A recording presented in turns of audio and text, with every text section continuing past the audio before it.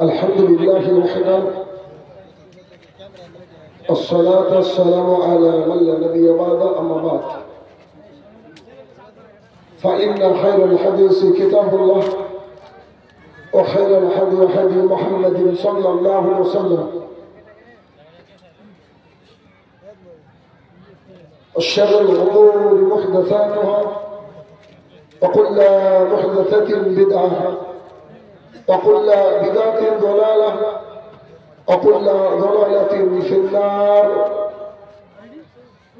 فأعوذ بالله من الشيطان الرجيم. يا أيها الذين آمنوا أطيعوا الله وأطيعوا الرسول ولا تبطلوا أعمالكم.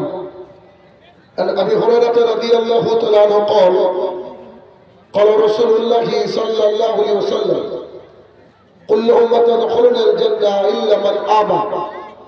قيل يا رسول الله من آبى؟ قال من أطاعني دخل الجنة ومن عصاني فقد آبى. عن عائشة رضي الله تعالى عنها قال رسول الله صلى الله عليه وسلم: من عمل عملا ليس عليه أمرنا فهو رد. সম্মানিত উপস্থিতি, সর্বপ্রথম আল্লাহ সুবহানাহু ওয়া তাআলার বারগাহে শুকরিয়া জ্ঞাপন করব যে আল্লাহ তাআলা সন্ধ্যা থেকে এই পর্যন্ত কিছু দিনের জ্ঞান হাসিল করার লক্ষ্যে আপনাদেরকে প্রেরণ করেছেন। যে আল্লাহ সুবহানাহু ওয়া তাআলা বিচার দিবসের একচ্ছত্র অধিপতি, বিচার দিবসের মালিক, সে রব্বুল ইজ্জাতের বারগাহে শুকরিয়া জ্ঞাপনার্থে আমরা বলি আলহামদুলিল্লাহ। অতঃপর সমগ্র মানব জাতির শিক্ষক, সমগ্র মানব জাতির পথ প্রদর্শক মুহাম্মদুর রাসূলুল্লাহ সাল্লাল্লাহু আলাইহি সাল্লামের উপর শতকোটি সালাত ও সালাম বর্ষিত হোক, আমরা বলি আল্লাহুম্মা আমিন। আজ শামশেরগঞ্জ ধুলিয়ার অন্তর্গত নওপাড়া অত্র এলাকায় আমার বক্তৃতার বিষয় দেওয়া হয়েছে সমাজ সংশোধনের পথ ও পদ্ধতি।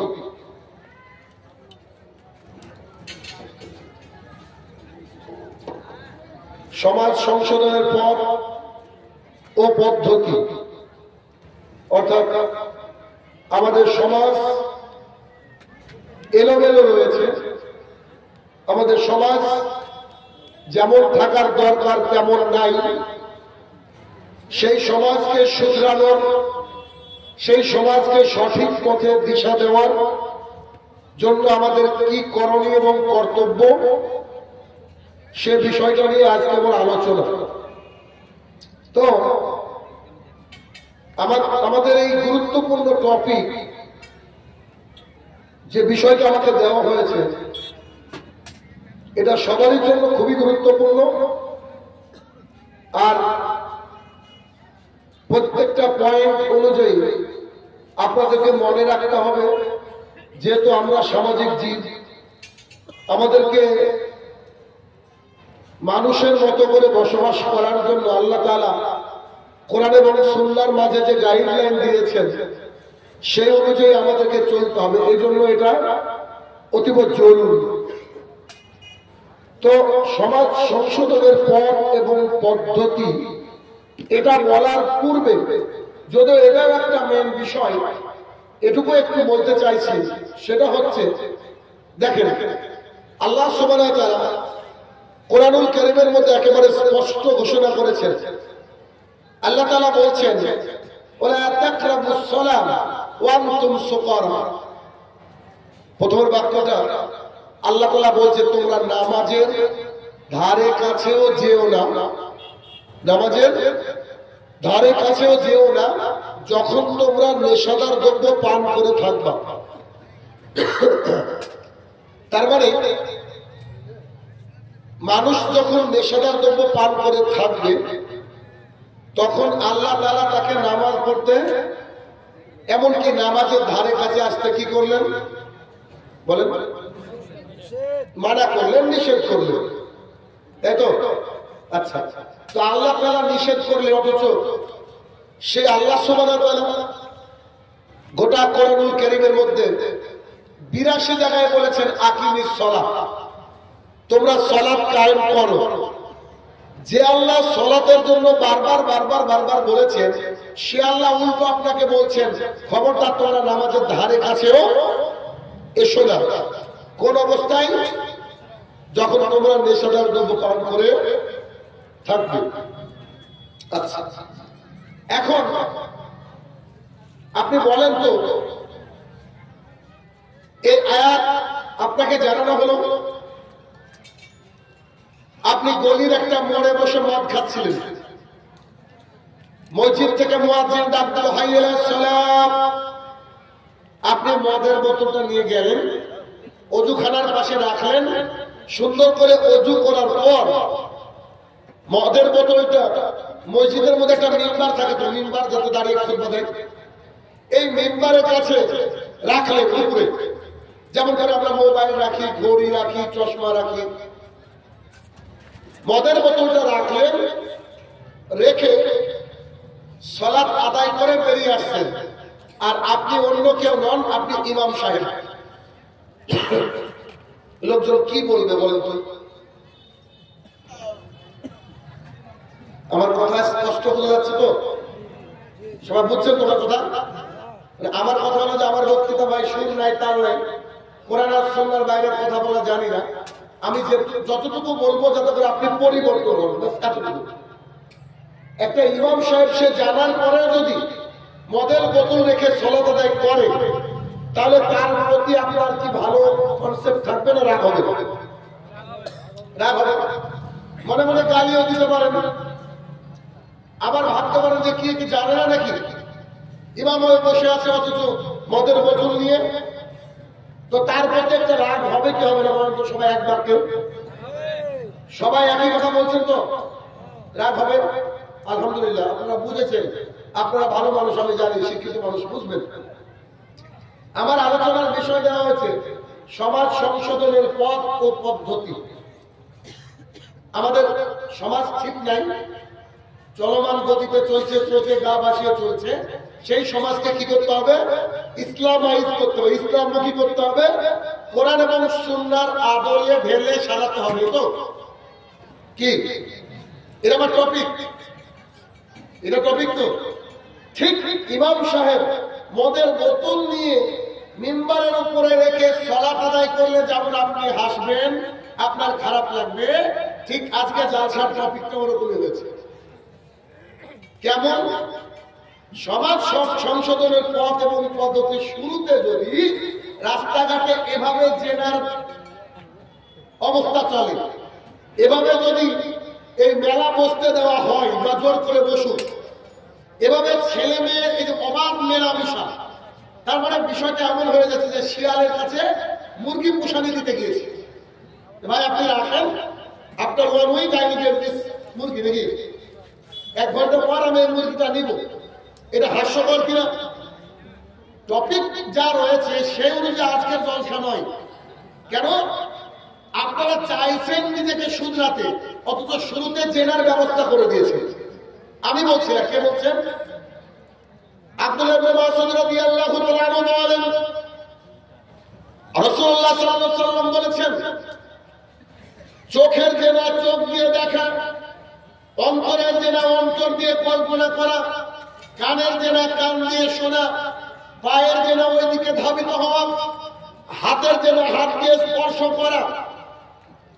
এই হাদিস যদি বুখারী মুসলিমের হয়, তার মানে আজকে একজন মহিলার উপরে যদি কারোর চোখ পড়ে যায়, সে মহিলার উপরে চোখ পড়ে যাওয়ার পর তার অন্তরে কল্পনা আসবে না, এমন মানুষ কি মজলিসে আছেন? যদি থাকেন তো যৌনরোগ বিশেষজ্ঞ দেখেন। আল্লাহ তাআলা পুরুষ আর নারীকে সৃষ্টি করেছে একে অপরের আকর্ষণের জন্য। আর তারপরে আজকে তো আবার বাসর রাতের মতো সেজে রেখেছে অনেক নারী রাস্তা দিয়ে। এরা যখন রাস্তা দিয়ে চলছে, ইয়াং ছেলে হোক আর বুড়ো বয়সের মানুষ হোক, তার দিকে যখন চোখ যাবে, অন্তর কিন্তু মনে মনে কিছু একটা বলবে, বলবে না? আমরা পুরুষ, এটা বৈশিষ্ট্য। তো অন্তর যখন আমার কিছু বলবে, ভেতরে যখন কল্পনা করব, তখন এটার নাম আরবিতে বলা হয় জেনা। কথা বোঝা যাচ্ছে আমার? তাহলে আমরা সমাজ সংশোধন টপিক দিয়ে জেনার ব্যবস্থা যদি করে দিয়ে থাকি নিজ থেকে, এইরকম জলসাকে আগামী দিনে পরিত্যাগ করতে হবে। কথা বোঝা গেল না? আমার 1 ইঞ্চি উপকারের জন্য 11 ইঞ্চি ক্ষতি করার প্রয়োজন আছে কি? নেই, প্রয়োজন নাই। এখন আপনার মনে হতে পারে না, নারীকে দেখলে আমার মনের মধ্যে কিছু হবে না, হতে পারে। আসেন আরেকটা হাদিস। রাসূলুল্লাহ সাল্লাল্লাহু আলাইহি ওয়াসাল্লাম নিজের স্ত্রীকে নিয়ে চলছেন, রাত্রিবেলা অন্ধকার রাত, সাহাবায়ে কেরামের সাথে দেখা হয়ে গেল। সাহাবায়ে কেরামকে রাসূল সাল্লাল্লাহু আলাইহি ওয়াসাল্লাম সালাম দিয়ে দিলেন। সালাম দেওয়ার পরে বলছে, সাহাবীরা তোমরা জানো কি আমার সাথে কে আছে? সাহাবায়ে কেরাম লজ্জায় লাল হয়ে গেলেন। আরে আপনি এটা বলার চেষ্টা কেন করছেন? আপনার সাথে তো আমাদের মাই থাকবে, আপনার স্ত্রী থাকবে, বাইরে কোনো মহিলা থাকবে নাকি? তখন রাসূল সাল্লাল্লাহু আলাইহি ওয়াসাল্লাম বলছে, শোনো, আমার সাথে যেটা রয়েছে তোমাদের মা সাফিয়া রাদিয়াল্লাহু তাআলা আনহা। তবে সাহাবীরা, আমি তোমাদেরকে তার সাথে পরিচয় করিয়ে দিলাম, সেটা আমার স্ত্রী, তোমাদের মা। কেন জানো? তোমরা যখন আমাকে ছাড়িয়ে দূরে চলে যাবে, শয়তান তো তোমাদের শিরায় উপশিরার মধ্যে ঢুকে গিয়ে শয়তান প্রশ্ন করবে, কে ছিল রাসূল সাল্লাল্লাহু আলাইহি ওয়াসাল্লামের সঙ্গে? কে ছিল ওটা? কোন নারী? কি ব্যাপার? আমার রাসূল এতগুলো স্ত্রী, তারপরে অন্য নারীদের ঘুরেন নাকি? নাউযুবিল্লাহ। তাদের মনের মধ্যে প্রশ্ন আসতে পারে, শয়তান প্রশ্ন উদ্বেগ করতে পারে। কাদেরকে বলা হচ্ছে কথাটা? সাহাবী মানে বুঝেন? সাহাবী মানে রাদিয়াল্লাহু তাআলা আনহু, যাদের প্রতি আল্লাহ রাজি আর যারা আল্লাহর প্রতি রাজি। সাহাবী কাকে বলে দেখবেন? এটা দেখেন, আনাস রাদিয়াল্লাহু তাআলা আনহু বলেন, রাসূলুল্লাহ সাল্লাল্লাহু আলাইহি ওয়াসাল্লাম বলেছেন, শোনো ও দুনিয়াবাসী, খবরদার তোমরা আমার সাহাবীদেরকে গালি দিও না গো। তোমরা কি জানো আমার সাহাবীরা কারা? এই দেখো, এটা তো উহুদ পাহাড়, বিশাল বড় উহুদ পাহাড়। তুমি যদি 1 উহুদ পাহাড় সমান সোনা দান করো, আর আমার সাহাবীরা যদি 8 মুঠ জব কম দান করে, তার চেয়ে বেশি। উহুদ পাহাড় সমান সোনা দান করলা তোমরা, আর আমার সাহাবী কি দান করলো বলেন? আচ্ছা 1 মুঠি ধরি, 8 মুঠ বাদ দেন না। 1 মুঠে কতটুকু আসবে? 100 গ্রামও আসবে না তো। এতটুকু জব আর গম আমার সাহাবী দান করলে যা নেকি, আর তোমরা 1 উহুদ পাহাড় স্বর্ণ দিয়ে যদি আল্লাহর কাছে ধরিয়ে দাও, তার চেয়ে কম নেকি। এটা হচ্ছে সাহাবী, এটা আমার সাহাবী। অতএব বর্তমান সময়ে এটা প্রতি জায়গায় বলছি, বাংলাদেশে বলে আসলাম, এখানেও বলছি, কারণ আমাদের সমাজ থেকে সত্যি পরিবর্তনের দরকার আছে, শুধরানোর দরকার আছে।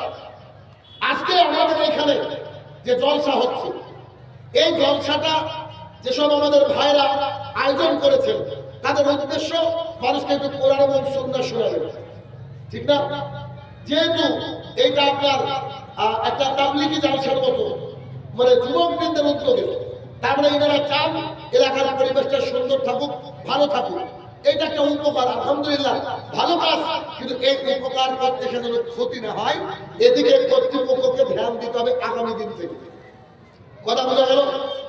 বুঝছেন তো আমার কথা? বলেন একটু। আচ্ছা, আলহামদুলিল্লাহ। তার মানে আমাদেরকে সমাজকে শুনতে গেলে দিনী যে মজলিস, এই মজলিসটাকে সুন্দর করে কায়েম করতে হবে। আমি তাজ্জব হয়ে যাই, আপনারা যদি কোন হিন্দু ভাইদের প্রোগ্রামের পাশ দিয়ে কোনোদিন গিয়েছেন কিনা জানি না, যদি যেয়ে থাকেন, তারা যে নামযজ্ঞ করে, নামযজ্ঞ 24 ঘন্টার, 48 ঘন্টার, 72 ঘন্টার নামযজ্ঞ থাকে না?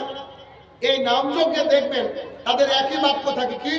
হরে হরে কৃষ্ণ কৃষ্ণ, কৃষ্ণ কৃষ্ণ হরে হরে। এটা না, এটা বাদ দিয়ে আর কিছু কি বলে?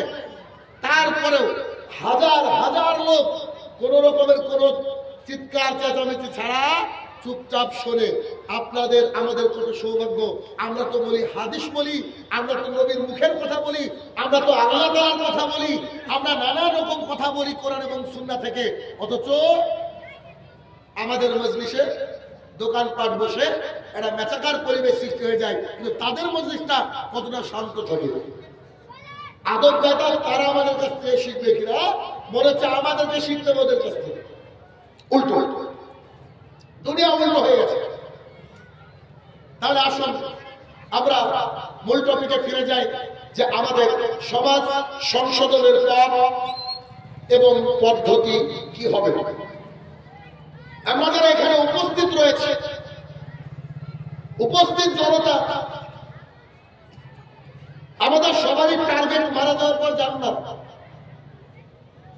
এই যে আপনারা বসে আছেন, কারোর কি টার্গেট এমন আছে নাকি যে আল্লাহ আমাকে জাহান্নাম দিয়ে অসুবিধা নাই, এরকম আছেন? সবারই টার্গেট কি? জান্নাত। একজন সনাতন ধর্মাবলম্বী ভাইয়ের টার্গেট কি? স্বর্গ, ওটাও জান্নাত। একটা মিস্টার পিটার খ্রিস্টান ধর্মের, ওনার একই কি স্বর্গ বা জান্নাত, তাই না? পৃথিবীর সবারই উদ্দেশ্য কি? জান্নাত। সবার উদ্দেশ্য জান্নাত। সাহাবীদের উদ্দেশ্য কি ছিল? জান্নাত। সাহাবীদের উদ্দেশ্য কি? জান্নাত। আর আপনার আমার উদ্দেশ্য কি? জান্নাত। আমাদের সবারই উদ্দেশ্য একটু এক।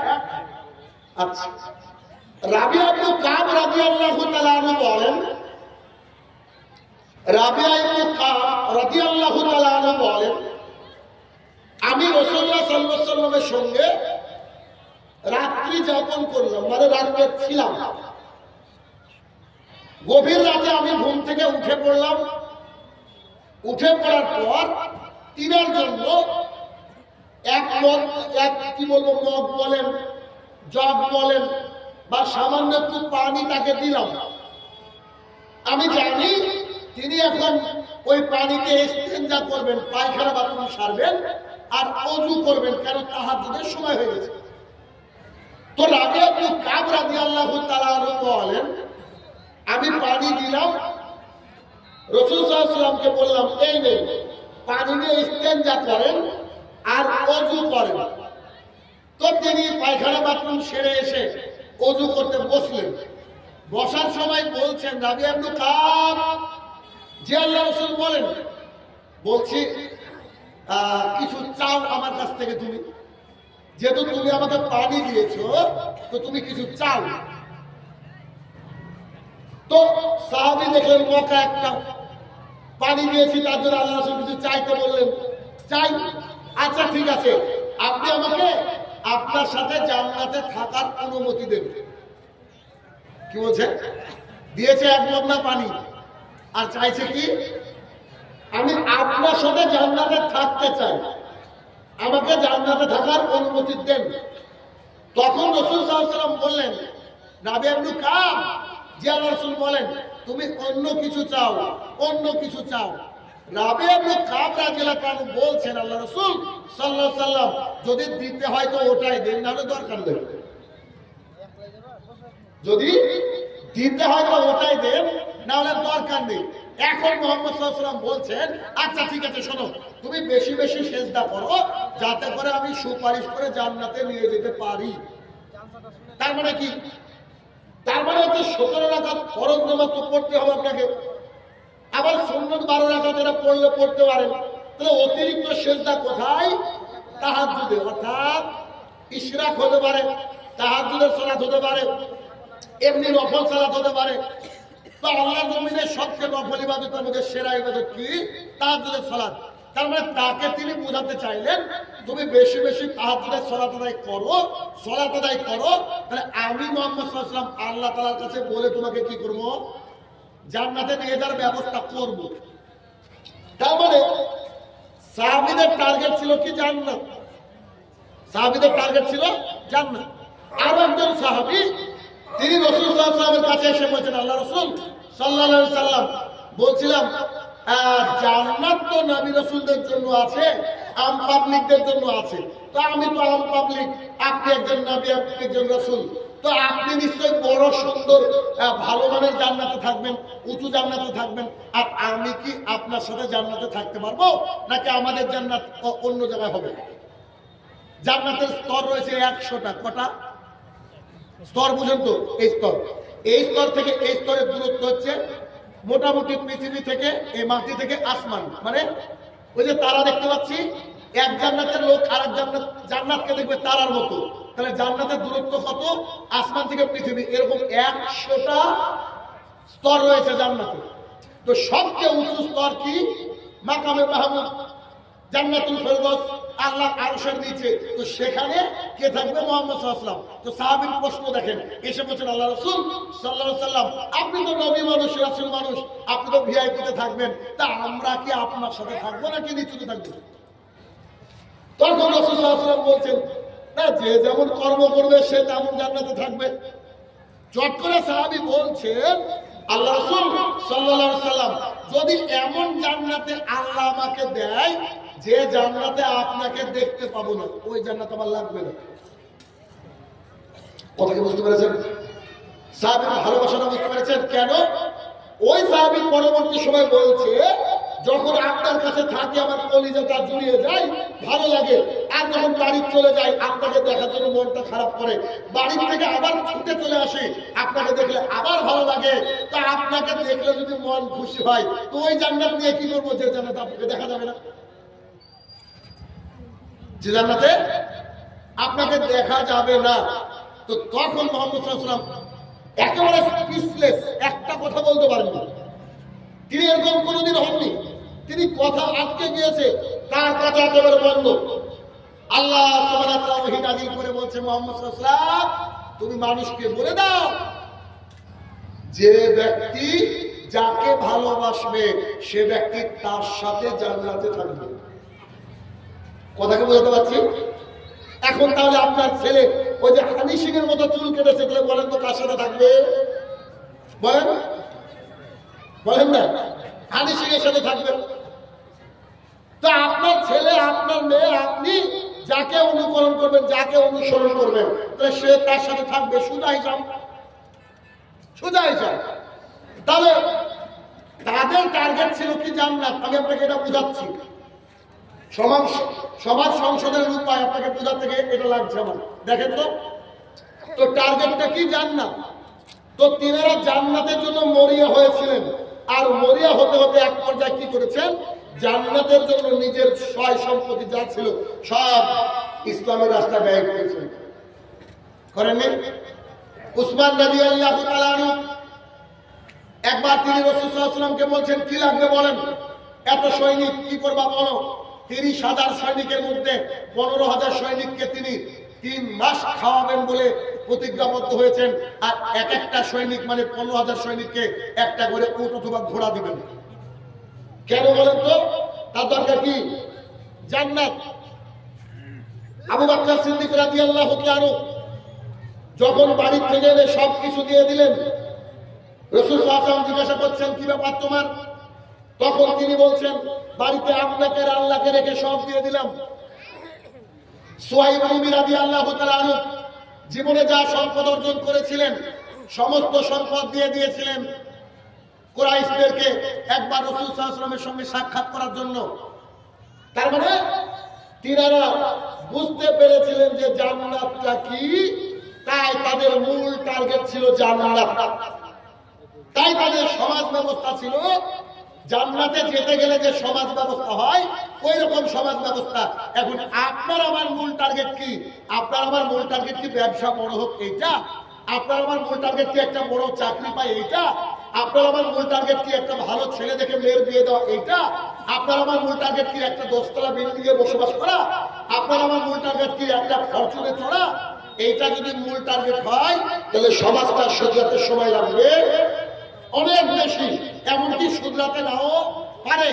আপনার আমার মূল টার্গেট যদি জান্নাত হয় তাহলে আমাদের সমাজ শুধরে যাবে, তাহলে আমাদের সমাজ কি হবে? শুধরে যাবে। এবার আপনি আমি আগে লক্ষ্যকে স্থির করি। লক্ষ্য যেমন আজকে আমার জলসা আপনাদের এই ধুলিয়ার এখানে শামশেরগঞ্জ, কালকে আছে বীরভূম, পরশু দিন আছে ফারাক্কা, তারপরের দিন আছে মালদা। এরকম করতে করতে রোজার আগের দিন পর্যন্ত একেবারে বুকিং, ঈদের পরেও 20 তারিখ পর্যন্ত বুকিং, 20 তারিখ। তাহলে আমার টার্গেট কি? আজকে বাড়ির থেকে বেরিয়েছি, টার্গেট তো ধুলিয়ান শামশেরগঞ্জ, ঠিক না? আচ্ছা, আমি শামশেরগঞ্জে জালসা অথচ বীরভূমের উদ্দেশ্যে যদি বেরাতাম, আমি কি আমার ঠিক লক্ষ্যে পৌঁছাতাম? বলেন, পৌঁছাতাম না। একটা লক্ষ্য তো স্থির করতে হবে। আমাদের সবারই লক্ষ্য যদি জান্নাত হয়, ইনশাআল্লাহ আজিজ আমাদের সমাজটা শুধরে যাবে। কেন? লক্ষ্য যখন জান্নাত, তখন আমাদের টার্গেট হবে যে কি করলে জান্নাত যাওয়া যাবে। আর জান্নাতে যাওয়ার আমল যদি আমরা করি, তাহলে ইনশাআল্লাহ আজিজ আমাদের সমাজে অশ্লীলতা, বেহাপনা, নোংরামি এগুলো থাকবে না। 2 নম্বর পয়েন্ট, আপনার লক্ষ্য স্থির করা। 2 নম্বর পয়েন্ট। 2 নম্বর পয়েন্ট হচ্ছে আল্লাহ সুবহানাহু ওয়া তাআলা আমাদেরকে রব, আল্লাহ সুবহানাহু ওয়া তাআলা মেহেরবান, তিনি রহমান, তিনি আমাদের খালেক, তিনি আমাদের সাস্টেইনার, তিনি আমাদের master of the day of the judgment, বিচার দিবসের মালিক। আল্লাহ তাআলাকে এই বিষয়টা যদি আমরা অন্তরে আনতে পারি, আমাদের সমাজ গঠন করা আরেকটু সহজ হয়ে যাবে। একটু কেমন দেখাই। আচ্ছা, এখানে আমরা যারা উপস্থিত রয়েছে সবাই, যারা বসে আছে আজকে, 2 চোখে দেখতে পায় না এমন কেউ আছে এখানে? বলেন। কমপ্লিটলি ব্লাইন্ড, পুরোপুরি অন্ধ কেউ আছি?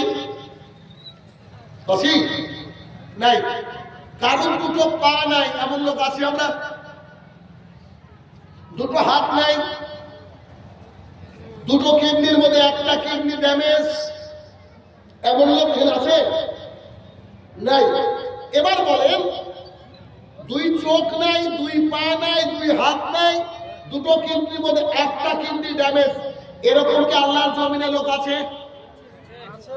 পাকুড় স্টেশনে চলে যান, ভিক্ষা করে মানুষ, 2 পা নাই, অনেকের 2 হাত নাই, অনেকের 2টো চোখ আল্লাহ তাআলা দেয়নি। এইরকম লোকগুলা আল্লাহর জমিনে আছে। এমন লোককে দেখা যায় যার একটা পা, তিনি লাফিয়ে লাফিয়ে সালাত আদায় করতে যাচ্ছেন। এরা সোশ্যাল মিডিয়া আপনারা দেখে থাকবেন, লাফিয়ে লাফিয়ে।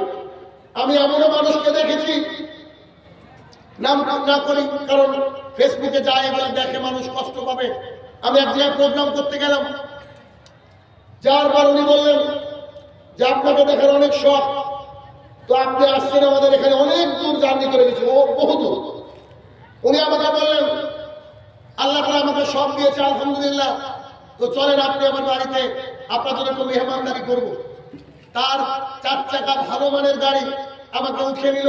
আমি চলে গেলাম বাড়িতে, সালাম দিয়ে ঢোকার সাথে সাথে ঢুকতেই দেখলাম বাড়ির সামনে একটা জানালা রয়েছে, আর ওই জানালায় একজন পাগল দাঁড়িয়ে আছে আর বিকট ভঙ্গিমা করছে, চিৎকার করছে। আমি তো দেখে ঘাবড়ে গেছি। আমি ভাবছি এটা কি বাড়ি নাকি জেলখানা নাকি কি ব্যাপার, পাগলাখানা, আমি এরকম মনে করছি। ওটা যাওয়ার পর আমি ভিতরে প্রবেশ করলাম। তার একটা ছোট্ট ছেলে, একেবারে ছোট, 7-8 বছর বয়স হবে, তার পরনে কোনো পোশাক নেই। সে একেবারে গুলির গতিতে এসে আমাদের উপর দিয়ে খাটে মারলো, টাক করে গেল। পোশাক কিছু নেই। আমাকে বলছে ভাই একটু মোবাইলটা সামলান, একটু মোবাইলটা সামলান। আমি কিছু বুঝিনি ব্যাপারটা। একটু পরে তার বড় সন্তান আসলো, দেখতে সুন্দর ভালো, একটা খাবারের পাত্র নিয়ে দাঁড়িয়ে আছে।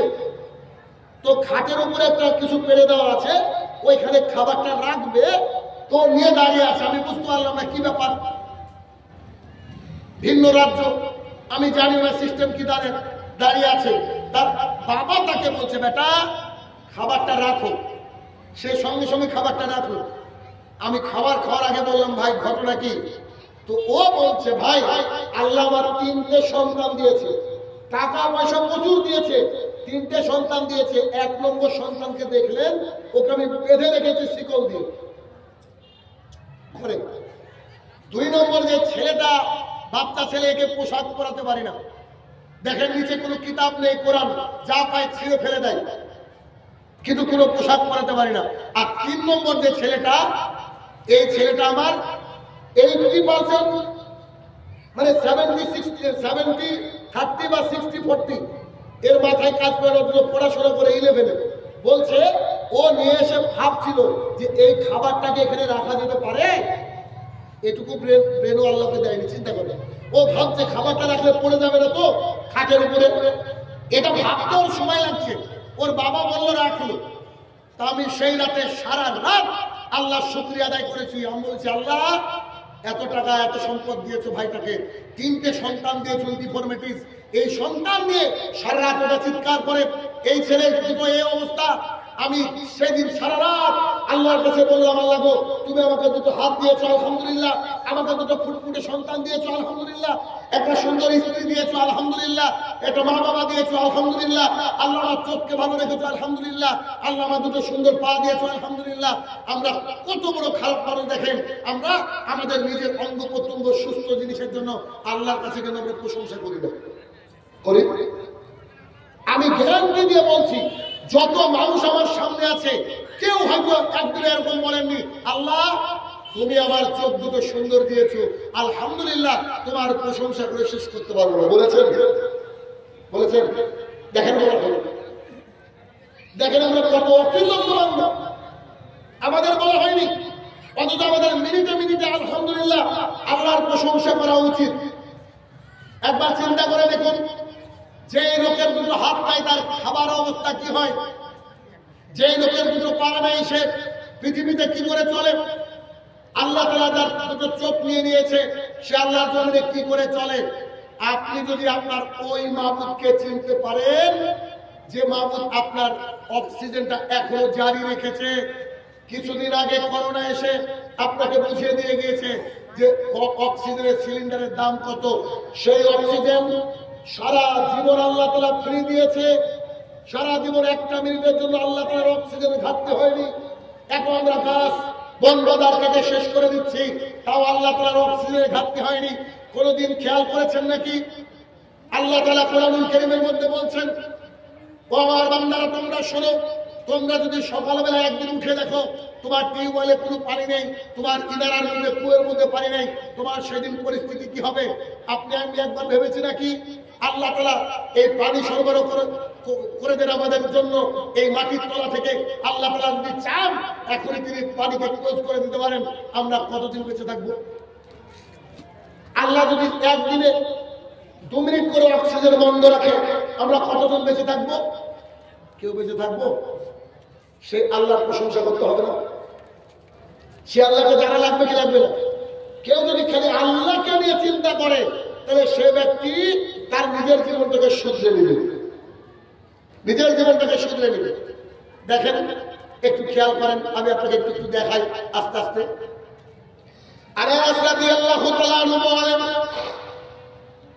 আমরা একবার একটা যুদ্ধ থেকে ফিরে আসলাম, সেই যুদ্ধে আমরা জয়লাভ করেছিলাম। অনেক মহিলাদেরকে আমরা বন্দী হিসেবে নিয়ে এসেছিলাম। একটা মহিলার স্তনের দুধ পড়ে যাচ্ছিল, ওভার হলে মহিলাদের স্তনের দুধ পড়ে যায় বাচ্চা প্রসবের পর। একটা মহিলার স্তনের দুধ পড়ে যাচ্ছিল, এই মহিলা আমাদের বন্দীদের মধ্যে একটা বাচ্চা খুঁজতে লাগলো।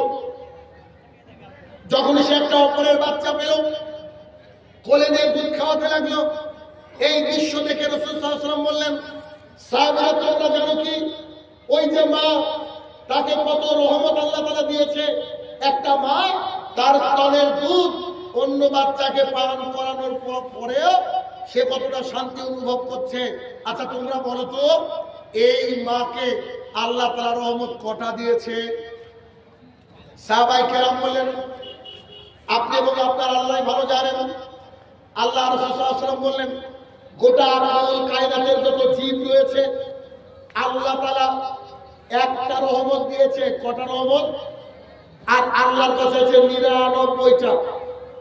আল্লাহর কাছে কটা আছে? 99টা। আরেকটা হাদিস শুনেন,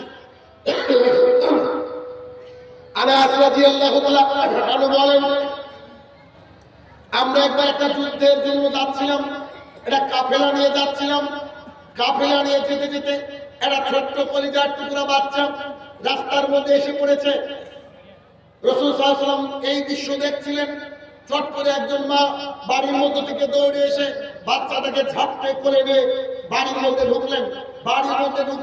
রাসূল সাল্লাল্লাহু আলাইহি ওয়াসাল্লাম এই দৃশ্যটা সাহাবায়ে কেরামকে দেখে বললেন, ও সাহাবীরা তোমরা জানো কি এই যে বাচ্চাটা তার মা কোলে করে নিয়ে কেন চলে গেল? সাহাবায়ে কেরাম বলেন আমরা জানি না। রাসূল সাল্লাল্লাহু আলাইহি ওয়াসাল্লাম বললেন আমরা সৈনিক নিয়ে আন্দোলন চলতে চলতে হয়তো আমাদের দ্বারা বাচ্চাটা আঘাতপ্রাপ্ত হতে পারে, এই বাচ্চাটাকে তার মা তুলে নিয়ে গেল। আচ্ছা সাহাবীরা তোমরা আমাকে বলো তো, এই মা তার বাচ্চাকে কি আগুনে ফেলতে পারে? সাহাবায়ে কেরাম বলেন কি আল্লাহর রাসূল সাল্লাল্লাহু আলাইহি সাল্লাম অসম্ভব, কখনোই আগুনে ফেলতে পারে না। তখন সঙ্গে সঙ্গে রাসূল সাল্লাল্লাহু আলাইহি সাল্লাম বলছেন, গোটা পৃথিবীকে রহমত দেওয়া হয়েছে একটা, আর আল্লাহর কাছে রহমত হয়েছে 99টা। সেই আল্লাহ সুবহানাহু ওয়া তাআলা আপনার আমার মতো বান্দাকে কি করে আগুনে ফেলবে? কথা বলতে হচ্ছেন? আপনি একটু খেয়াল করেন তো, আমরা অন্ধকার রাত্রে যখন গোপন পাপ করি, কারণ আমাদের মোবাইল আছে, মানে যার কাছে অ্যান্ড্রয়েড মোবাইল আছে এই যে গোপন পাপ করে না, এ কথা বলাই ভুল। কেমন? আমরা হয়তো দিন প্রচার করি ফেসবুকে, একটা কি রিলস আসলো দেখে নিলাম, পরে আবার তুলতে তুলতে নেশা ধরে যায়। খারাপ হয়তো একটা মেয়ের দৃশ্য আসলো, ওরা চোখে পড়ে যায়। আমরা এই গোপন পাপটা প্রায় মানুষই করি কি করি না? কি করি না? করি। এই গোপন পাপ করি। আল্লাহ তাআলা আমাদেরকে সৃষ্টি করেছেন কেন?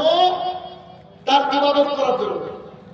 অথচ একদিন একটা গোপন পাপ করলাম, তার কারণে আল্লাহ তাআলা আমাকে সেই দিনের রুজি বন্ধ করে দিলেন। এমন ঘটনা ঘটেছে? বলেন। আপনি অপরের সাথে খারাপ আচরণ করলেন, আল্লাহ তাআলা সেই দিন আপনাকে সাইজ করার জন্য সূর্যটাকে বন্ধ করে দিয়েছেন। এমন হয়েছে? তাহলে তিনি গফুরুর রহিম না? ওই আল্লাহ তাআলার উপরে আশা রাখেন যে আল্লাহ তাআলা আপনার সমস্ত পাপ ক্ষমা করে দেবেন। আপনি যদি আপনার রবকে চিনতে পারেন, তাহলে সমাজটাকে শুধরাতে আপনার সুবিধা হবে। সমাজটাকে, আমাদের রব কি বলছে দেখেন। এই হাদিসটা আপনাদের জন্য যথেষ্ট। একটা হাদিস, আনাস রাদিয়াল্লাহু তাআলা বলেন, রাসূলুল্লাহ সাল্লাল্লাহু আলাইহি ওয়াসাল্লাম বলেছেন, আল্লাহ সুবহানাহু ওয়া তাআলা বলেন হাদিসে কুদসি, এই হাদিস আমি তাজ্জব হয়ে যাই, এটা যে কত বড় রহমত, এটা যে কত বড় রহমত আমি ভেবে উত্তম পাই না। হাদিসটা একবার শুনেন, হাদিসে কুদসি সরাসরি আল্লাহ তাআলা বলছেন, সরাসরি আল্লাহ তাআলা বলছেন। কেমন দেখেন হাদিসে কুদসি, আল্লাহ সুবহানাহু ওয়া তাআলা বলেন, ও আমার বান্দারা, তোমরা আমার জমিনে দিনরাত পাপ করতে থাকো, পাপ করতে করতে করতে তোমরা যদি আমাকে স্মরণ করো, তোমরা যদি মনে করো আমার আল্লাহ আমাকে ক্ষমা করতে পারে, আমার আল্লাহ আমাকে শাস্তি দিতে পারে, এটা যদি মনে করে তোমরা আমার কাছে চাও, আমি আল্লাহ তাআলা তোমার অ্যাকাউন্টে যত পাপ আছে সব পাপকে ক্ষমা করে দেব। সুবহানাল্লাহ বললেন না? এটা কে বলছে? আল্লাহ তাআলা। আচ্ছা, এখানে কি বলা হয়েছে যে জেনার পাপ ক্ষমা করবো না? বলেছেন। চুরির পাপ ক্ষমা করবো না, সুদের পাপ ক্ষমা করবো না, অথচ সুদের পাপ মানে মায়ের সাথে জেনা করা সমতুল্য। আল্লাহ কি বলেছেন? আমার বান্দা যত পাপ করে আমি আল্লাহ ক্ষমা করে দেব, ও যদি আমার কাছে ক্ষমা চায়। হাদিস শেষ হয়ে গেছে। শুনুন, আল্লাহ সুবহানাহু ওয়া তাআলা বলেন, আমার বান্দা পাপ করতে করতে জমিন থেকে আসমান পর্যন্ত ভরিয়ে দিয়েছে। জমিন থেকে কি ভরিয়েছে? আসমান পর্যন্ত কত পাপ আছে? জমিন থেকে আসমান পর্যন্ত ভরিয়ে দিয়েছে। আমি আল্লাহ তাআলা তার পাপকে ক্ষমা করে দেব। আমি আল্লাহ তাআলা তার পাপ কি আছে ওটা আমি দেখবো না। আমি আল্লাহ তাআলা পাপ ক্ষমার ব্যাপারে কারোর উপরে নির্ভর করি না। আমার বান্দা যদি আমার কাছে চায়। হাদিস শেষ করি। আল্লাহ সুবহানাহু ওয়া তাআলা বলেন, শুধু এক আসমান নয়, গোটা পৃথিবী যদি আমার বান্দা পাপে পরিপূর্ণ করে দেয়, গোটা পৃথিবী যদি আমার বান্দা পাপে পরিপূর্ণ করে দেয় আর আমার কাছে খালেস অন্তরে চাই, আমি আল্লাহ তাআলা গোটা পৃথিবীর সমান পাপকে একেবারে ডিলিট করে দেব, ফরমাট করে দেব। তবে আমার বান্দার ঝুলিতে যদি শিরক না থাকে, কি না থাকে? শিরকের পাপ বাদ দিয়ে যত পাপ আছে আল্লাহ তাআলা কি বললেন? আমি সব পাপ ক্ষমা করে দেব। এর কি করতে হবে? শুধু আল্লাহর কাছে চাইতে হবে। বলেন তো, সামান্য বাবার সাথে ঝগড়া হয়েছে, ছেলেকে আলাদা করে দিয়েছে, বুঝেন বিষয়টা? ছেলেকে আলাদা করে দেওয়ার পর ছেলে 1 বছর ধরে আলাদা খায়। ওই ছেলে যদি বাবার কাছ থেকে আবার কিছু চাইতে যায়, বাবা দিবে না। অথচ আল্লাহ তাআলা এক মহান সত্তা, তিনি বলছেন, ও আমার বান্দা, আমি জানি তোমরা পাপ করবে, আচ্ছা করো, কিন্তু তুমি আমার কাছে খালে চন্দ্রে কি করো? চাও। আমার কাছে যদি তুমি চাইতে পারো একেবারে অন্তর অসুস্থ করে, আমি তোমার সমস্ত পাপকে ক্ষমা করব। আর আমি পাপ ক্ষমা করার সময় আমি কারো উপরে নির্ভর করি না। আল্লাহ তাআলা বলেছেন। তারপরে আল্লাহ তাআলা আমাদেরকে অফার দিয়েছে যে তোমরা পাপ করলে আমি কি করবো? ক্ষমা করব। আচ্ছা, আপনাকে আমি বোঝাতে সক্ষম হলাম কিনা জানি না, যে সমাজ সংশোধনের পথ পদ্ধতি আলোচনা করতে গিয়ে আপনাকে আমি বোঝাতে চাইলাম যে আল্লাহর নিয়ামতের শুকরিয়া, আল্লাহ তাআলাকে, এই দুটো বিষয় যদি আমরা বুঝতে পারি, আমাদের টার্গেট যদি জান্নাত হয়, তাহলে আমাদের সমাজ শুধরে যাবে। আজকে আমি জমির অফিসে গিয়েছিলাম, ওই যে ভূমি দপ্তর না কি বলছে, এরা জমির রেজিস্ট্রির ব্যাপার ছিল। তা আমি গিয়ে দেখছি বুড়ো বুড়ো মানুষগুলাকে টেনে নিয়ে আসছে। এই দৃশ্য আমার স্ত্রী আজকে দেখেছে, আমার না সময় বলছে যে একটা মহিলা আর কয়েকজনকে নিয়ে আসছে, বুড়ো একেবারে। তো পাশের মহিলাটাকে চিনতে পারে, বলছে কি ব্যাপার, জমি জমা রেজিস্ট্রি আছে নাকি, আজকে রেজিস্ট্রি করতে এসেছেন? তো ওই মহিলা চট করে বলছে, যে নিয়ে আসছে সে চট করে বলছে, না না না, আমার শাশুড়িকে ডাক্তার দেখাতে নিয়ে আসলাম। এত বুড়ো হয়ে গেছে, ও বুঝতে পারেনি যে জমির অফিসে গিয়েছে নাকি ডাক্তার অফিসে গিয়েছে। বলছে ডাক্তার দেখাতে নিয়ে আসলাম। ও আচ্ছা আচ্ছা, তাহলে ঠিক আছে, দেখেন। আমি আসার সময় বলছি যে এই জমি রিলেটেড যে পাপ, এই পাপের কারণে বহু মানুষ জাহান্নামে যাবে না। বাবা ছোট ছেলেকে ভালোবাসে, সব লিখে দিয়েছে। হজ করে এসে মেয়ের নামে লিখে দিয়েছে, বড় ছেলে ফাঁকা। মেজো ছেলেকে দিয়েছে, ছোট ছেলে ফাঁকা। টিপসই লাগবে বলে বাবার জমি রেজিস্ট্রি করে নিয়েছে, অপরের জমি জমা আল ইত্যাদি কেটে নিয়েছে। তাহলে চিন্তা করেন, মানুষের কি জান্নাত মুখী হওয়ার টার্গেট আছে? বাস্তবেই নেই। অথচ সবাই যেতে চায় কি? জান্নাত। মানে একেবারে মামুর বাড়ির আবদার জান্নাত, যে বললো আর আমি চলে গেলাম না। জান্নাতে যেতে গেলে আপনার সমাজকে শুধরাতে হবে। আপনাকে দেখেন, আজকে আমি বলছি, আমি দীর্ঘ বাংলাদেশের থেকে আসলাম 1 মাস 6 দিন, শেষ প্রোগ্রাম করে এসে যে শুরু হয়েছে। তো আজকে ফজরে আমি বাড়িতে পৌঁছেছিলাম, কোথা থেকে জালসা ছিল। তো ফজরে গিয়ে সালাত আদায় করার পর বললাম, 2 জন ব্যক্তির নাম নিয়ে বললাম, ইনারা কি মারা গেছে নাকি? আমার কথা আজকে ভোরে কথা বলছে। আমি বললাম অমুক আর অমুক কি মারা গেছে? সভাপতিত্ব যাচ্ছে কেন? আমি না, আমি তো দীর্ঘদিন ছিলাম না, মারা যেতেও পারে। তো বলছে না না না, ওরা মারা যায়নি, ওরা আজকে আসেনি। আমি আমার মসজিদের কথা বলছি, আমার মসজিদে এইভাবে এলান করা রয়েছে। আমি এলান করেছি, আমার মসজিদের মুসল্লি হয়ে কেউ যদি সালাত আদায় না করে, তার সে যদি মারা যায়, ওর জানাজা পড়ব না। কুকুরের মতো পুঁতে রাখবে।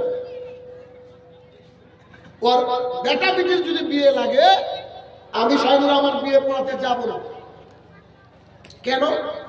সমাজকে শুধরাবেন, অথচ কোরআন এবং সুন্নাহর গাইডলাইন দেবেন না, তাহলে কি সমাজ শুধরাবে? শুকরিয়া আদায় করি, আলহামদুলিল্লাহ, আমাদের মসজিদের 100 মুসল্লি নামাজ পড়ে। হ্যাঁ, কারোর তো একটু একটু এদিক ওদিক হয়, কিন্তু এবেলা না আসলে ওবেলা আসবে, নামাজটা অন্তত পড়ে, আলহামদুলিল্লাহ। 2 জন ব্যক্তি পড়তো না, তাদেরকে আউট করে দিয়েছি। কুরবানির গোশতের জন্য কি সমাজ হবে নাকি? খালি আউট করে দিয়েছি। আমার কথা হলো, সমাজকে শুধরাতে হলে একটা রুলস মেনটেন করতে হবে। সেই রুলসটা কে দিয়ে গিয়েছেন? মুহাম্মদ রাসূলুল্লাহ সাল্লাল্লাহু আলাইহি সাল্লাম। রাসূল সাল্লাল্লাহু আলাইহি ওয়াসাল্লামের জামানায় মুশরিকরাও নামাজ পড়তো। কারণ তো মুশরিকরা তাদের কাছে ভারী ছিল কোন নামাজ? এশার নামাজ। আর কি বলেন?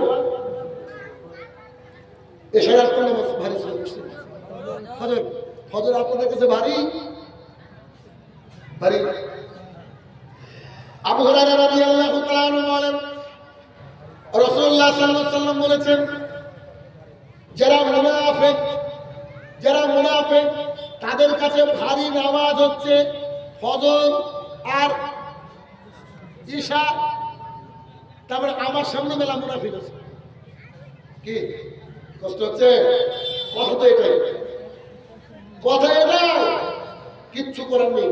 শুনেন, সমাজকে শুধরাতে গেলে 1 নম্বর নিয়ম, এতক্ষণ আপনাকে বুঝালাম, আল্লাহ চিনতে হবে, জান্নাত চিনতে হবে, গোলকে টার্গেটটাকে ফিক্স করতে হবে। আর এগুলো যদি কমপ্লিট হয়ে যায়, এবার 1 নম্বর পয়েন্ট, সমাজের মুখে সালাতকে প্রতিষ্ঠা দিতে হবে। প্রথম কাজ। এই যে অনেকে প্রশ্ন করে আমাকে, বাপরি চলে গেল, জ্ঞান বাপরি চলে গিয়েছে, আদিনা নিয়ে ঝামেলা, এ বিষয়ে আপনার মন্তব্য কি? আমি বলি কারোর দোষ নাই। ভারতবর্ষের 48% মসজিদে সালাতই হয় না। 48% মসজিদে। একদিন আপনার নপাড়ার মসজিদে এসে বলবে ওম নমঃ শিবায় মসজিদ, কি করবেন? কারণ মসজিদের সাথে মুসলমানদের ভালোবাসা আছে। আর বলেন, আপনি এই এলাকার একটা মসজিদ দেখান তো, এলাকার না, গোটা পশ্চিমবঙ্গ দিয়ে দিলাম, গোটা পশ্চিমবঙ্গের মধ্যে 5টা মসজিদ দেখান যে মসজিদে জুমার দিনে যত লোক হয় ফজরে অত লোক হয়। দেখান আপনি, গোটা পৃথিবীর মুখে দেখান আপনি 5টা মসজিদ। পরিস্থিতি কত ভয়াবহ। খালি এর ওর দোষ দিলে হবে না, দোষটা আমাদের। রাসূলুল্লাহ সাল্লাল্লাহু আলাইহি ওয়াসাল্লাম বলেন, মানুষ যখন সিজদা দেয় আল্লাহর নিকটবর্তী হয়ে যায়, আল্লাহ কাছে চাও না খুশি। আবু হুরায়রা রাদিয়াল্লাহু তাআলা বলেন, রাসূলুল্লাহ সাল্লাল্লাহু আলাইহি ওয়াসাল্লাম বলেছেন, প্রত্যেক রাতের 1/3 সময় আল্লাহ তাআলা এই আসমানে নেমে আসেন। আল্লাহ তাআলা এই আসমানে নেমে এসে আল্লাহ বলেন, ও দুনিয়াবাসী, তোমরা উঠো, আমাকে ডাকো, আমি আল্লাহ তোমাদের ডাকে সাড়া দিব।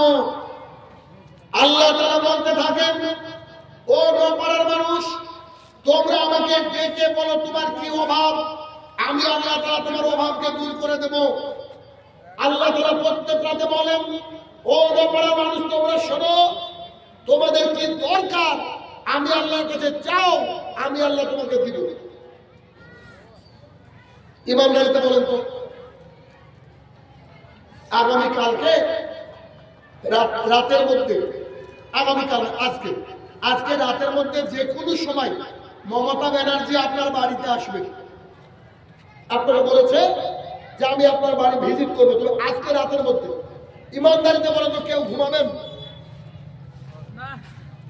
কেউ ঘুমাবেন? কেন ঘুমাবেন না? যদি বাই চান্স মিস হয়ে যায়, চোখটা লেগে আসে, ডাকলে বেচারা সাড়া পাবো না। কে আসবে? মুখ্যমন্ত্রী।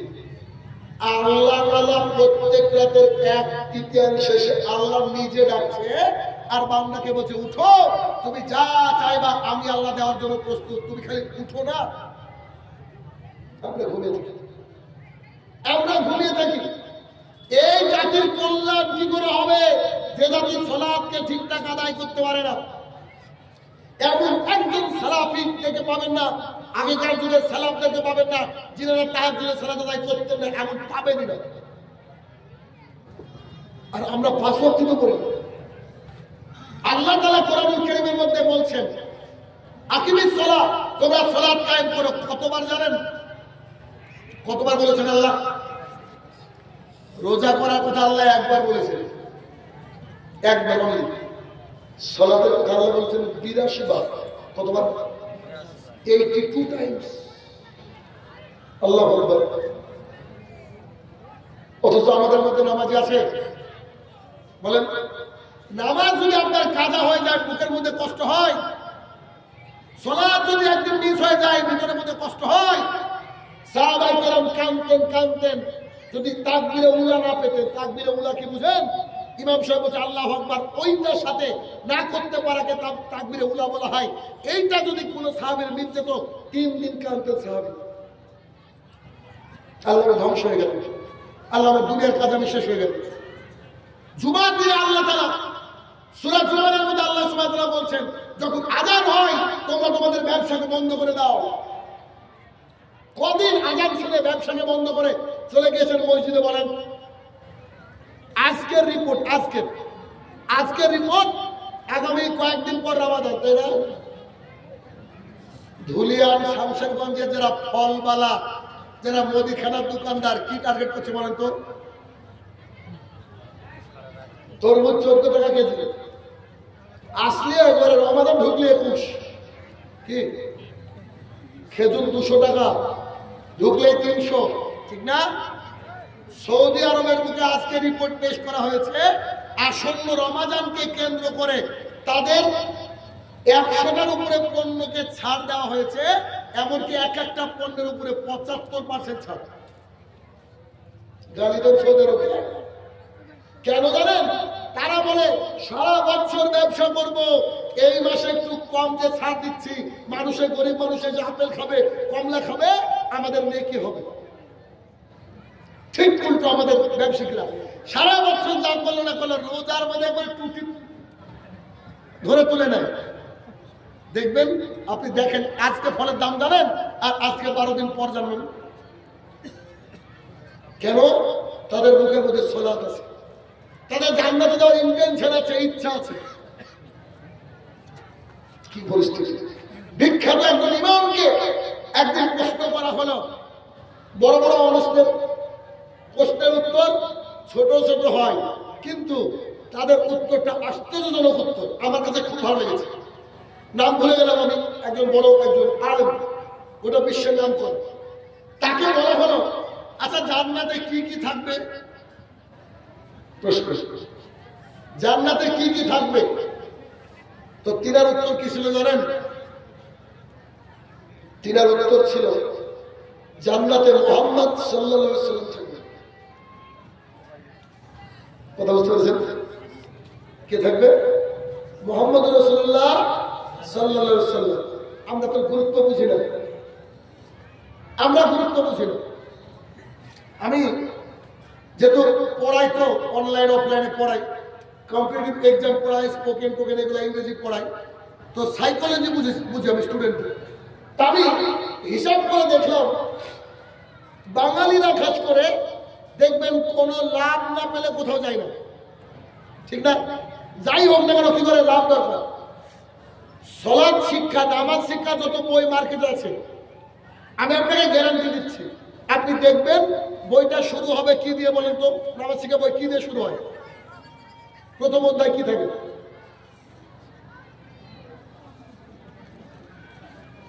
কেউ বই পড়েননি? কি থাকে? অজু থাকে। কি থাকে না? পবিত্রতা অধ্যায় থাকে কি থাকে না? আচ্ছা, পবিত্রতা অধ্যায় কি করে নামাজ পড়বা, সূরা ফাতিহা পড়বা, কি পড়বে না, ঠিক না? তারপরে কিছু সূরা, লাস্টে কিছু দোয়া, এই তো। তা আমি হিসাব করে দেখলাম যে না, সলাতের বই যখন লিখবো সিদ্ধান্ত নিয়েছি, আমি প্রথমে সলাতের বেনিফিট গুলা দিলাম, যে আমরা কেন নামাজ পড়ব। কারণ আমরা পাবলিক বাঙালি, আমাদের দরকার কি? বেনিফিট। যে আগে আমাদেরকে জানতে হবে আমরা কেন সলাত আদায় করবো। আর সেই বইটা এখানে আমার যদিও, এগুলো আপনাদেরকে গিফট করার জন্য এনেছি, টেনশন নিয়েন না। প্রশ্ন করবো, আমি উত্তর দিতে পারলে গিফট আপনাদের। আর বাকি দুটো বই আছে, ওই যে আমার গাড়ি, পরে নিয়ে নেবেন। বিবাহ একটি ইবাদত, এই বইটা পড়লে আপনার মনে হবে না যে আপনি কোনো মুসলমানের বিয়েতে গিয়েছেন। কথা বুঝলেন? যে রীতি চালু আছে আমাদের সমাজের, একটাও আমাদের ধর্মের না, একটাও না। ছেলেকে শুরুতে কালেমা পড়ানো হয় কেন? ছেলে হিন্দু নাকি? এখানেও গন্ডগোল। এ দেখেন, সোনালী যুগের সালাত, সোনালী যুগ মানে রাসূল সাল্লাল্লাহু আলাইহি ওয়াসাল্লামের যুগ, সোনালী যুগের সালাত আমার প্রথম চ্যাপ্টার, যারা দেখতে পাচ্ছেন বুঝতে পারবেন। আমরা কেন সালাত আদায় করবো? আসলে আমরা কেন নামাজ পড়বো? নামাজ পড়ার পেছনে কারণ আছে তো নাকি? এখানে পরপর উল্লেখ করেছি। আমরা মুসলমানরা জানি না যে আমরা নামাজ না পড়লে আমরা মুসলমান থাকতে পারি না। আধার কার্ডের ব্যাপারে খুব ভালো বুঝি। রহমানের আর এ থাকবে না খালি আরবি রহমান লিখবো এইটা বুঝি। ভোটার কার্ডে মন্ডলে এম ও দিব না এম এ দিব এইটা বুঝি। কিন্তু সালাত আদায় না করলে মানুষ যে মুসলমান থাকে না তার প্রত্যেকটা দলিল দেওয়া আছে এখানে একেবারে পরপর। যেমন এখানে লেখা আছে, জাবের রাদিয়াল্লাহু তাআলা আনহু বলেন রাসূলুল্লাহ সাল্লাল্লাহু আলাইহি ওয়াসাল্লাম বলেছেন, আমাদের আর কাফেরদের মধ্যে পার্থক্য হচ্ছে সালাত। তার মানে কথা বুঝছেন? আমার ধরেন ইনি সভাপতি সাহেব আর আমি আজকে ফজরের নামাজ আমি পড়বো না। আমি এখন এভাবে বললাম বোঝানোর জন্য। আজকে ফজরের সালাত ইচ্ছা করে আমি ত্যাগ করব। আর উনি ফজরে যাবেন, উনি এখনো মুসলমান, তখনও মুসলমান। আর আমি শাহিনুর রহমান এখন পর্যন্ত মুসলমান। ফজরে যদি আমি ইচ্ছা করে নামাজ ত্যাগ করি তখন আমি চণ্ডীদাস। এই হাদিসের অর্থ তাই। কথা কি বুঝতে পারছি? কথা বুঝতে পারছেন? আচ্ছা, এরপরে হাদিস কি আছে? বুরাইদা রাদিয়াল্লাহু তাআলা আনহু বলেন রাসূলুল্লাহ সাল্লাল্লাহু আলাইহি ওয়াসাল্লাম বলেছেন, আমাদের আর মানে মুমিনদের আর কাফেরদের মাঝে চুক্তি হচ্ছে নামাজ। পর্দা করা কি ফরজ?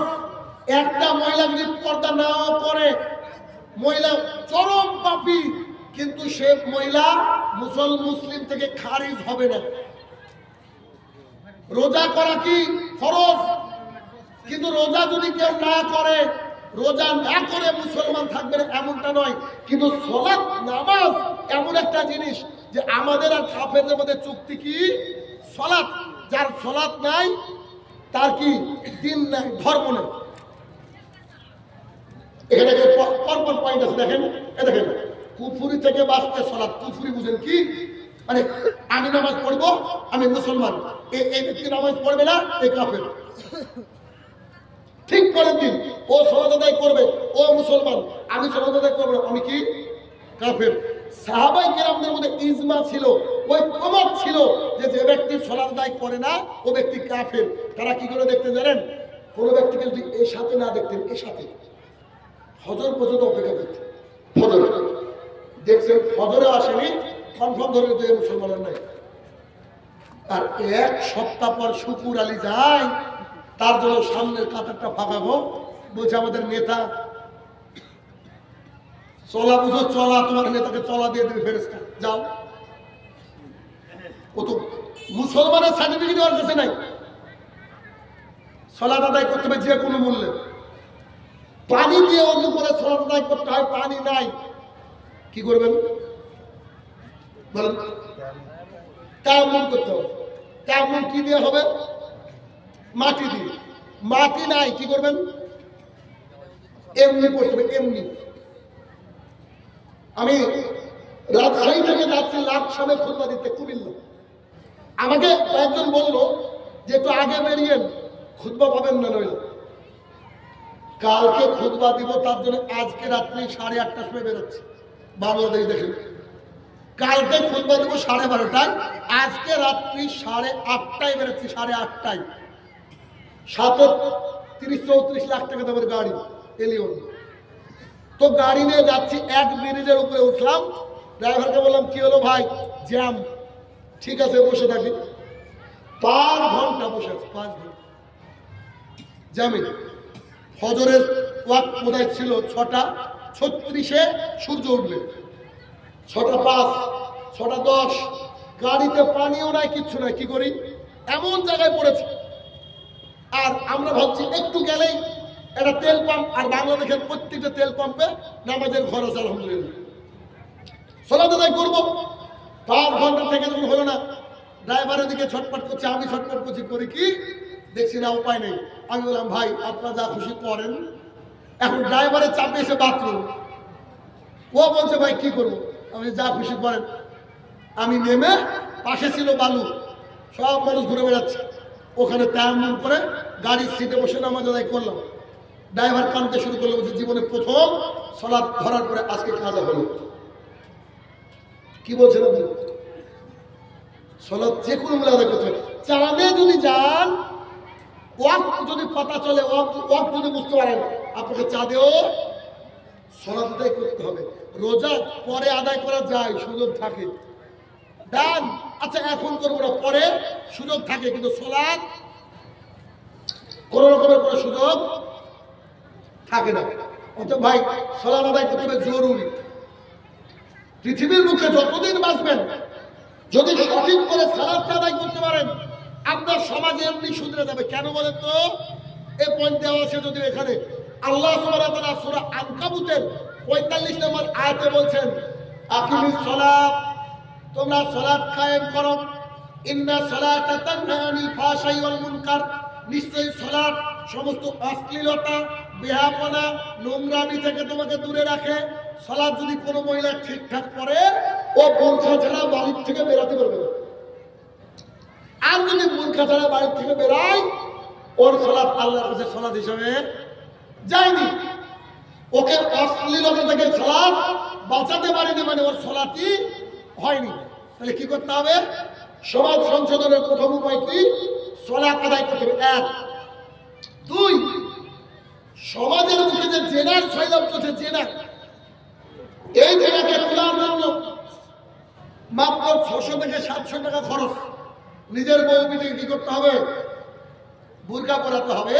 আর মহিলাদেরকে পরতপক্ষে কোথায় রাখতে হবে? বাড়িতে। ৩৩ নম্বর সূরা ৩৩ নম্বর আয়াতে আল্লাহ তাআলা বলছেন, ওয়াকানা ফি বাইতিকুন্না ওয়ালা তাবাররাজনা তাবাররুজাল জাহিলিয়াতিল উলা। ও মহিলারা শোনো, তোমরা বাড়ির মধ্যে থাকো, খবরদার জাহালাতের যুগের মতো নিজেকে দেখে বেরিও না। ৩, সমাজে যদি নেশাদার দ্রব্য চলে, পান, বিড়ি, জর্দা, গুল, সিগারেট, এগুলা খেয়ে ইবাদত কবুল হবে না। মুসলিম শরীফের হাদিস, রাসূল সাল্লাল্লাহু আলাইহি ওয়াসাল্লাম বলেছেন, ইন্নাল্লাহা তাইয়্যিবুন লা ইয়াকবালু ইল্লা তাইয়্যিবা, নিশ্চয়ই আল্লাহ পবিত্র, পবিত্র জিনিস আল্লাহ গ্রহণ করেন না। এ বিষয়ে বক্তৃতা করলে সারা রাত চলে যাবে, তবে নিশ্চয়ই আজকে নেশার উপরে বক্তৃতা আপনারা শুনেছেন। তাহলে বোঝা গেল যে ৩ নম্বর এইটা, এই ৩টে কাজ যদি করতে পারেন, একটা সমাজ শুধরে যাবে। আলহামদুলিল্লাহ, আমাদের সমাজে আমরা দুটো কাজ করতে পেরেছি। ১, সবাই ৫ ওয়াক্ত সালাত আদায় করেন। ২, মসজিদে যতজন আসে কেউ নেশাদার দ্রব্য পান করে না। আমার ভাগ্নের নিজের দোকান থেকে প্রথম আমি জর্দা, খয়ের, বিড়ি তুলে দিয়েছি, ফার্স্ট আমার এলাকায়। আমাদের যে ছোট্ট একটা সংগঠন বা ছোট্ট একটা কি বলবো ওটা সমাজ, এই সমাজে এই দুটো করতে পেরেছি। তবে বুরকার ব্যাপারে এখনো 100% পারেনি। আমাদের পরিবারের সবাই পরে আলহামদুলিল্লাহ, কিন্তু সবারই পরিবারকে এখনো পারেনি। এইটা যদি শুধরাতে পারি, ইনশাল্লাহ আমরা আবার সোনালী যুগে ফিরে যাব। চান সমাজকে শুধরাতে? আপনারা বলুন, এই কাজ করতে হবে।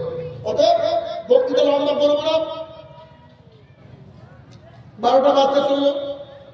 যদি আপনাদের এখানে ওই লেখা রয়েছিল প্রশ্ন, যদি কারো প্রশ্ন থাকে তো করবেন।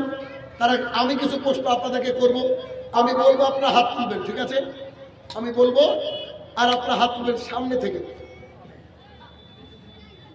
বলেন তো, আমি একটা আজকের বক্তৃতার মধ্যে হাদিস বলেছি, যে হাদিসে বলা হয়েছে আল্লাহ তাআলা সব পাপ ক্ষমা করে দেন, শিরকের পাপ ক্ষমা করেন না। বললাম একটা হাদিস, আকাশ সমান, জমিন সমান, পৃথিবী সমান। এই হাদিসের বর্ণনাকারী কে ছিল? কে ছিল? হাদিসটা কে বর্ণনা করেছিল? দাঁড়ান, আপনি দাঁড়ান। আর কেউ? 1 মিনিট। আর কেউ হাত তুলবেন? বর্ণনাকারী কথা বলেছি, মানে রাবি। দাঁড়ান, দাঁড়ান না ভাই। আচ্ছা বলেন, আপনি বলেন ভাই। হ্যালো, আরে রাসূল সাল্লাল্লাহু আলাইহি ওয়াসাল্লাম তো হাদিস না ভাই, বর্ণনাকারী একজন থাকে, রাবি। বসেন ভাই, বসেন। আর কেউ? কি অবস্থা? এই হাদিসটা বিখ্যাত হাদিস, জানা উচিত ছিল সবারই ভাই। না, আজকে আবু সাইদ খুদরির হাদিসই বলিনি। আর চান্স নাই, এটাকে স্কিপ করি। আনাস রাদিয়াল্লাহু তাআলা, খবরটা ভুলবেন না। খুব বিখ্যাত হাদিসে হাদিস। আচ্ছা, 5 ওয়াক্ত সালাত আদায় করেন না, শুনলে আমার কথা, 5 ওয়াক্ত সালাত আদায় করেন না। আজকে আমার বক্তৃতা শুনে মনে হয়েছে 5 ওয়াক্ত সালাত আদায় করা লাগবে, ইনশাল্লাহ কালকে থেকে 5 ওয়াক্ত সালাত আদায় করবো, এমন কি আছেন? হাত তুলেন। দাঁড়ান দাঁড়ান একটু, আপনি 5 ওয়াক্ত সালাত আদায় করেন না? বুঝতে পারেন কথা? 5 ওয়াক্ত সালাত আদায় করেন না, ইনশাল্লাহ কালকে থেকে আর মিস দিব না ইনশাল্লাহ, এরকম কেউ আছেন? কেউ নাই? মানে লজ্জায় দাঁড়াচ্ছে না। আমি তো চিনি আপনাদেরকে, এতগুলা লোক যদি ফজরে থাকতো মসজিদ সব ভরে যেত, ঠিক না? মসজিদ সব কি ভরে যেত কিনা? আচ্ছা, আরো সহজ করে দিই। সালাত মানুষকে, একেবারে রিসেন্ট বললাম তাই মনে থাকতে পারে, সালাত মানুষকে অশ্লীলতা থেকে দূরে রাখে। এইটা কোরআনের কোন সূরার আয়াত? দাঁড়ান দাঁড়ান, সূরা আয়াত নম্বর, এখন কি করবো? আয়াত নম্বর কত? 45। দুজন আছে, মানে একই প্রশ্ন উত্তর দিয়েছে দুজন। সূরা আনকাবুত আয়াত নম্বর 45। মাশাআল্লাহ, আল্লাহ কবুল করুন আপনাদেরকে, আমার তরফ থেকে হাদিয়া। আচ্ছা, বিবাহ করেন নি? কে হাত তোলেন? আচ্ছা, আমার এই বই মেনে বিবাহ করবেন। বইয়ে কিন্তু খুব কঠিন কঠিন কথা আছে, যেমন বরযাত্রী যাওয়া চলবে না, গায়ে হলুদ হিন্দুদের কথা, আর যৌতুক চাওয়া, এগুলো তো আরো ডেঞ্জারাস ব্যাপার আছে। এরকম কে আমার এই বই মেনে বিয়ে করতে রাজি আছেন? হাত তুলেন। দাঁড়ান। আচ্ছা, এই প্রথম দুজন, আপনি কালো আর সাদা, দাঁড়ান। ওই পেছনে পেছনে ভাই, পেছনে ভাই, আপনি না, আপনি না, ওই যে পেছনে ভাই। কি রাজি তো? আসেন, এই দেখেন দুটো ভালো ছেলে, কারো মেয়ে থাকলে দেখে নিতে পারেন। যা হোক, এবার যদি আপনাদের কারো কোনো প্রশ্ন থাকে করতে পারেন ইনশাল্লাহ। প্রশ্ন কি লিখে করবেন? যদি কারো প্রশ্ন থেকে বলেন, উত্তর দিচ্ছি, ছেড়ে দেবেন। জি,